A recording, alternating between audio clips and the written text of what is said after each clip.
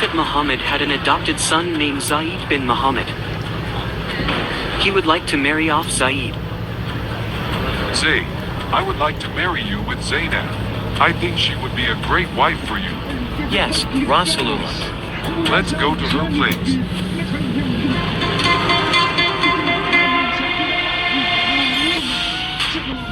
Zainab, I want you to marry Zaid. What? He used to be your slave. I thought you want to propose me. No, no way. I don't want to marry him. He was a slave and I have a higher social status than him. You have to marry Zaid. Oh, Rasulullah, do you really want to tell me what to do? If I already decide something for you, then you need to obey. Quran, Surah Al-Azab, verse 36 says, "It is not for a believing man or a believing woman, when Allah and His Messenger have decided a matter, that they should have any choice about their affair. And whoever disobeys Allah and His Messenger has certainly strayed into clear error." Okay, I will marry Zaid.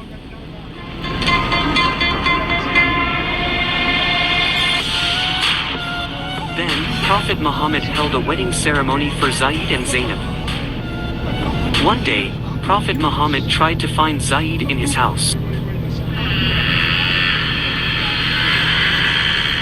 Zaid, are you there? But Zaid was not at home.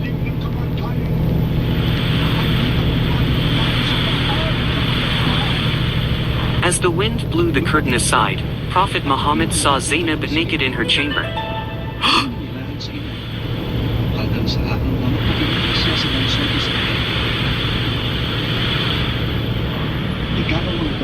MashaAllah.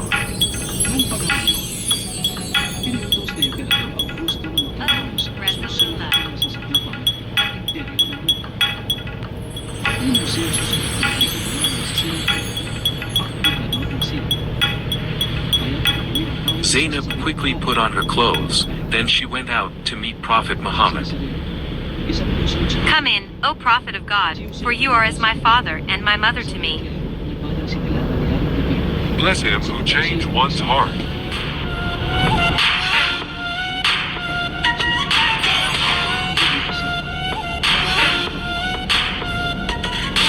History of Tabari, Volume 8, explained that Prophet Muhammad saw his daughter-in-law naked. Zainab was in her chamber, undressed, and admiration for her entered the heart of the Prophet. After seeing his daughter-in-law naked, the Prophet felt in love with her. This is according to the Tafsir of Quran, Surah Al-Azab, verse 36. Then on one occasion the Prophet caught sight of her and felt love for her.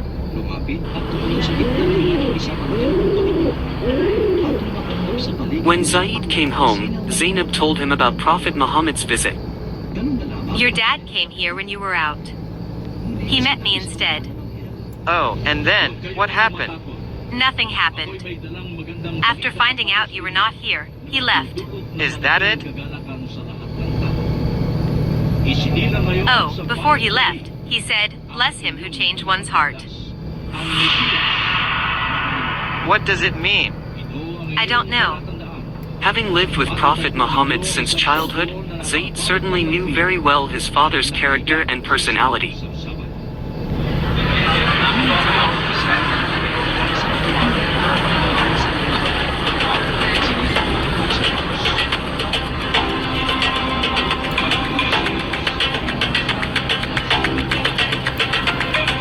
It was difficult for the Prophet to hide his feeling toward his daughter-in-law.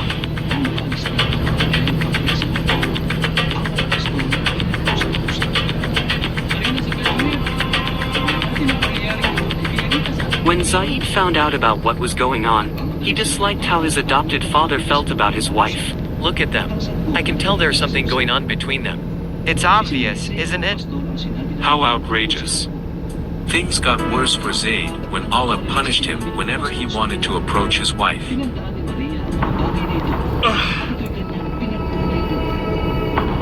Ouch, it hurts.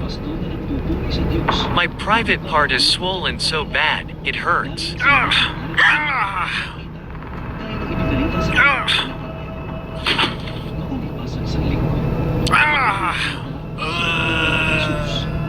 Whenever I tried to approach my wife, my private part was swollen. I couldn't function as a husband and I was in pain. Bro, I think maybe Allah did that to you. He tried to preserve Zainab for your father. Tafsir al-Qurtubi, Al-Jamili Akam, Volume 7, page 139.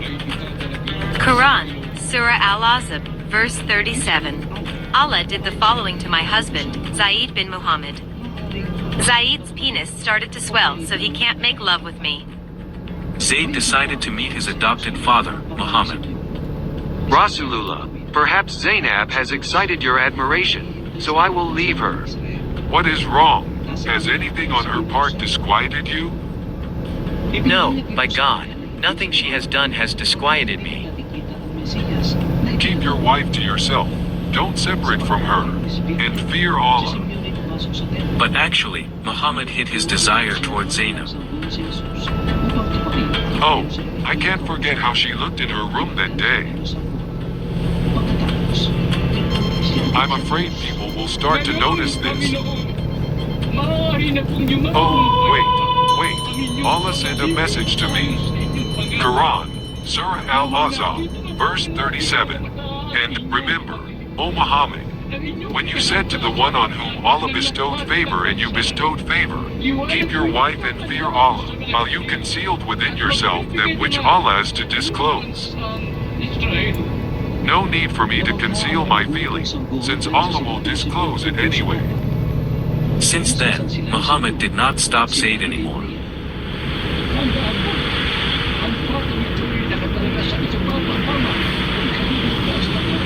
I will divorce Zainab so you can marry her. As you wish.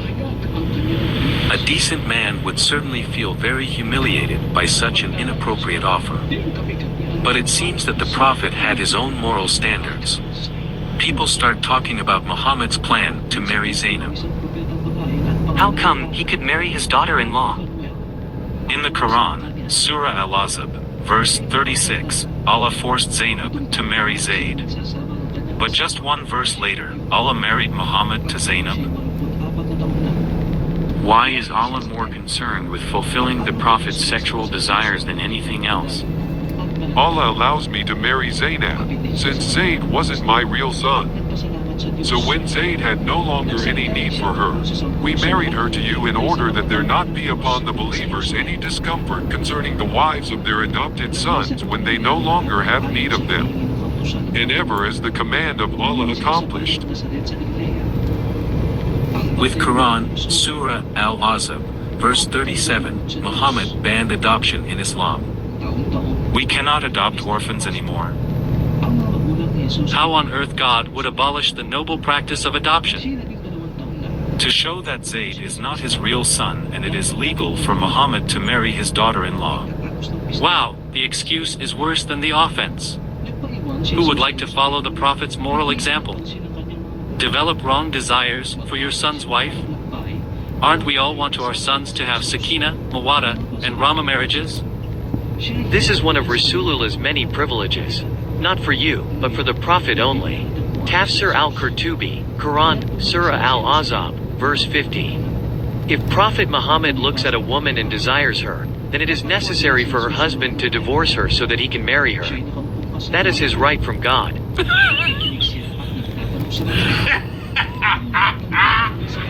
A marriage celebration was held for Muhammad and Zainab.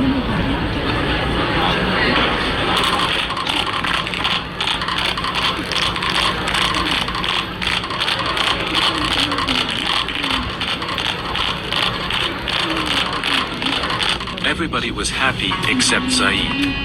I lost my beloved wife. What's more, I'm not the Prophet's adopted son anymore.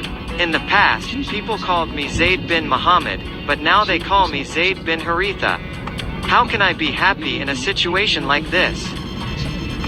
Up to late at night, guests still did not want to leave Prophet Muhammad's house.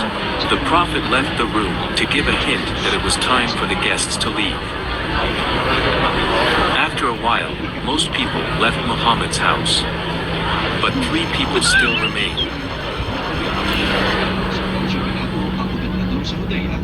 These people are still here. Why didn't they leave? Don't they know that we want to be alone? The prophet showed displeasure with them. Look, he tried to show us that we should leave. Why not telling us directly? Maybe he needs Allah's help to get rid of his guests.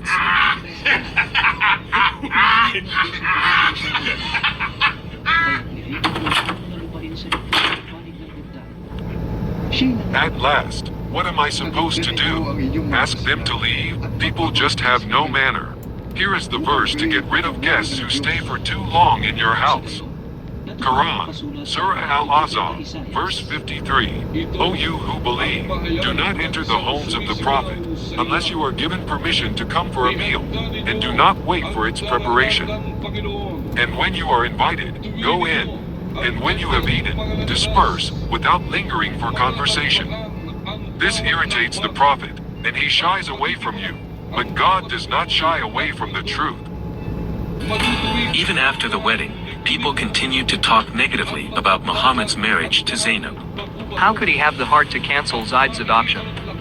That's right. Doesn't he remember in the past when he swore in front of the Kaaba to take Zaid as his own son? In our culture, once we adopt someone as a child, then that person becomes a member of our family for life. For life. Muhammad felt the need to stop people talking about the disgrace he had done to Zaid. I have to do something. Zaid led the Muslim army to attack Basra, take over Byzantine power there. Be the flag bearer. Yes, Rasulullah. Zaid led 3,000 Muslim soldiers to Basra. The other 2 commanders of the Muslim army were Ja'far bin Abi Talib and Abdullah bin Rawaha. Is your private part still swollen? Just shut up. Zaid led his army from Medina to Basra, which was located in the Shem or Syria region. The Byzantine force intercepted them at a village called Muda.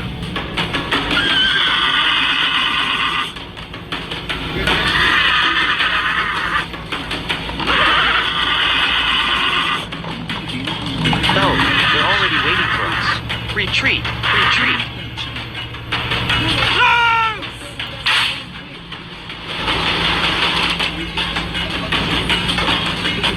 The 2 Muslim commanders, Ja'far bin Abi Talib and Abdullah bin Rawaha, died in the battle.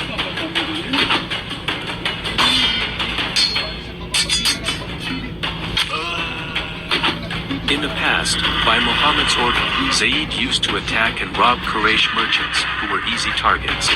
This time, he dealt with a real powerful army.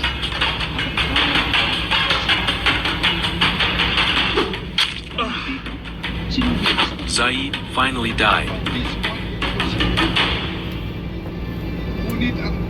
Conclusion. In Quran Surah Al-Ahzab verse 36, Allah and Prophet Muhammad forced Zainab to marry Zaid. But then Prophet Muhammad felt in love, or lust, toward Zainab after he saw her naked.